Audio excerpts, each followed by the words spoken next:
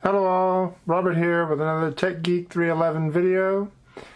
And today we're finally going to cover my iPhone 6 Plus, and I'll go over a little bit of what iOS 8.0.2 has in store for you guys. So, first off here, after all the craziness that went on with pre-orders, and I finally got my iPhone 6 Plus in the order. It finally arrived on September 25th. Which was great because the estimated due date was between October 1st and 6th. And I finally got it in, started restoring my iCloud. It took a little over 4 hours once I got the entire restore, once I got everything, passwords and all that entered in. Finally got it all ready to go. So I want to give you guys a little size comparison here. I know you guys have seen a ton of videos of this, but my iPhone 5 has already been deleted. So I'm going to go ahead and sell it. So it's going to be shipping it off pretty soon. But I want you to get an idea. Here's the iPhone 5. Here's my new iPhone 6 Plus. And as you can see, there is a huge screen difference and a huge difference between the two. Now, a lot of people say, yeah, the 6 Plus is too big. It's huge. Look at the size of my hands. Okay, when I hold my 5, look at this. My whole hand goes over the 5 completely. When I hold my 6 Plus, fits perfectly. So it's made for my size hands. So the case you see it in right here, this is just a basic case that I got. I needed something to protect it. Wish Apple would have made them waterproof and shockproof. But I'm not sure if you guys can actually see the name. Let's see, let's go around here. Right here, it's called Soup Case or Sup Case. I don't know how they actually pronounce it. Fairly good case, got a nice little screen protector here. Basically allows for a lot of good motion. Your Touch ID sensor, this works fine with no problem. So all that I like. The case is pretty nice. Still waiting for my LifeProof case or something a little bit better. Once they come out, I'll probably be ditching this one and getting that one. Alright, so wanted to give you guys a little idea, show you that my iPhone has finally come in. And now what I'm going to do is I'm going to go ahead and show you guys a little more about the iPhone, because this one has a fresh software.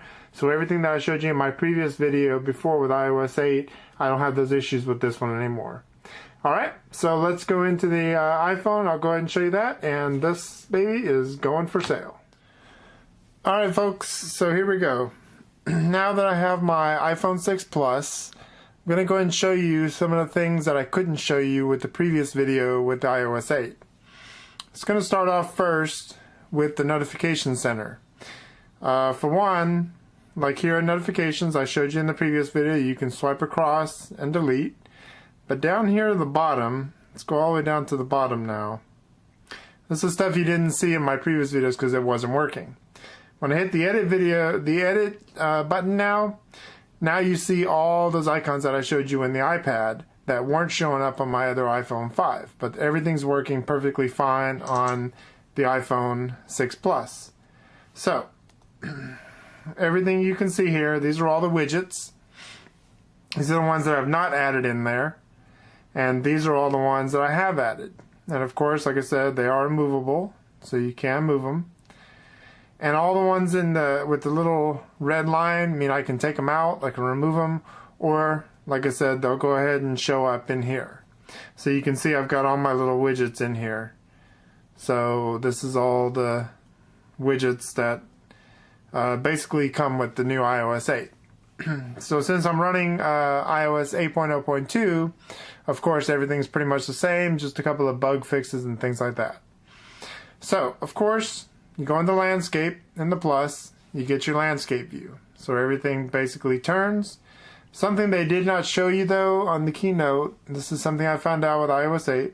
If you go into any one of your folders, it now splits your folders.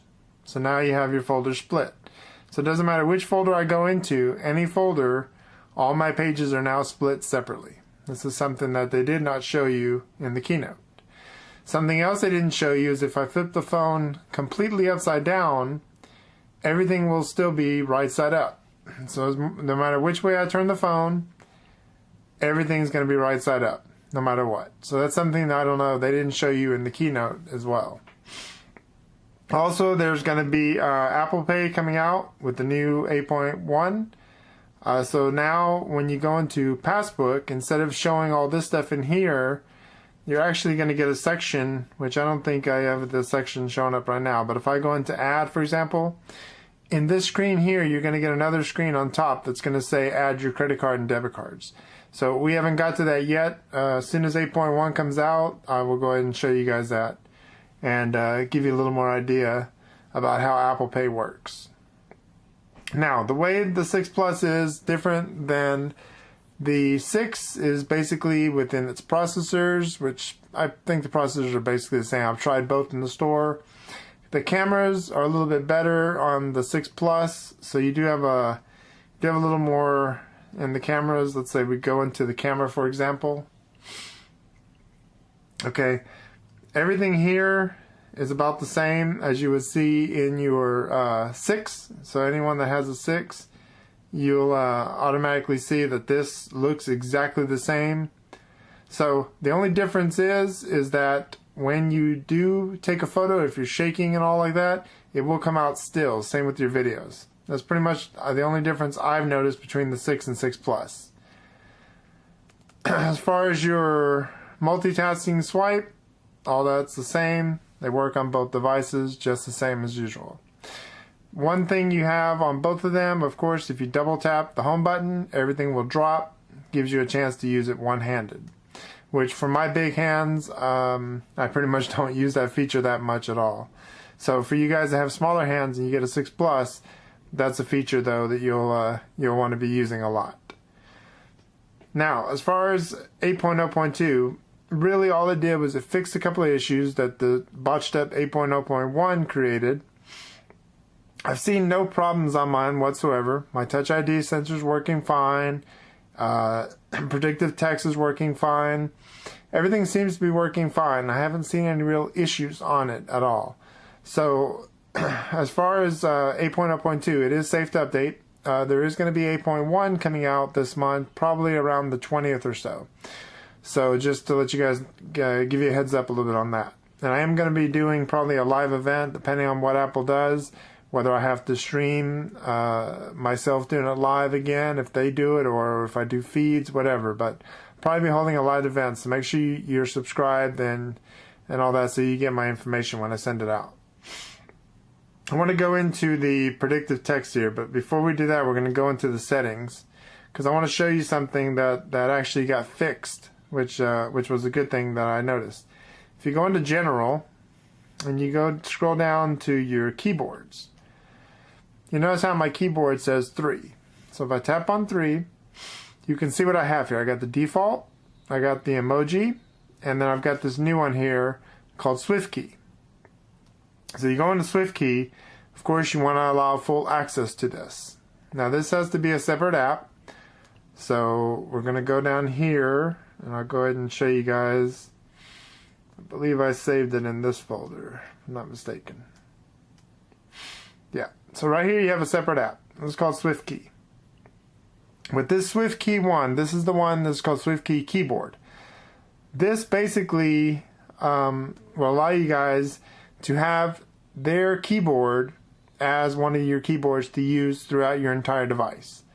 So for example, let's say we pull down the search. Okay, there's their keyboard. Their keyboard pops up.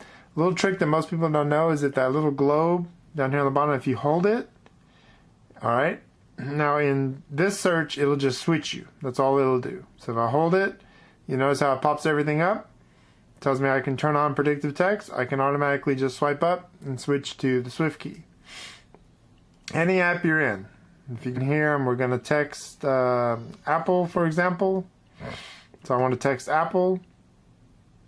And let's say we want to do news or something. Whatever. Here's my SwiftKey keyboard.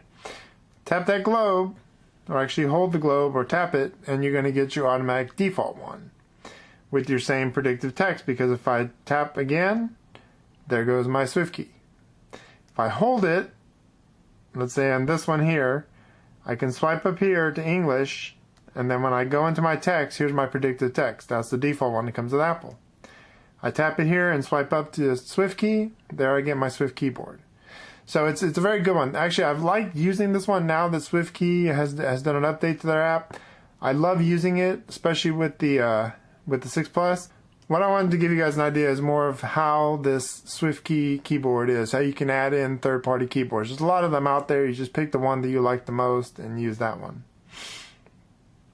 Then, of course, your control center is the same. You have all your stuff in there as usual. Nothing much has changed. It's just a little bigger on the 6 Plus than it is on the 6. We went through, I believe, some settings last time too. Let's go back into here. And I'm not going to show you guys the family setup though. If you click into the iCloud, where it says iCloud down here, you're going to get the family sharing tab. So you can actually do the sharing of your apps and your books and so forth in there. I'm not going to click in there right now to show you guys just because I got some other information in there.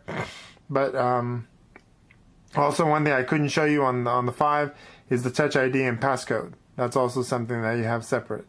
So that's something that comes with the 6s and the 6 Pluses. That was something else I couldn't show you guys with my previous video. Everything else here is basically the same as what I showed you guys before. So I wanted to give you guys just an idea about the 6 Plus, show you guys more of iOS 8.0.2. Apple's going to hold their event probably on the 16th of October, and once 8.1 comes out and once Apple Pay is active, I'll go ahead and show you guys more about that, and also whatever new products that Apple comes out with. Alright, so I hope you guys enjoyed watching this, and I hope you guys liked the video. And subscribe if you haven't, so that way you guys can get my live feeds when I do my live video of Apple's event. Alright, thanks for watching, and have a good night.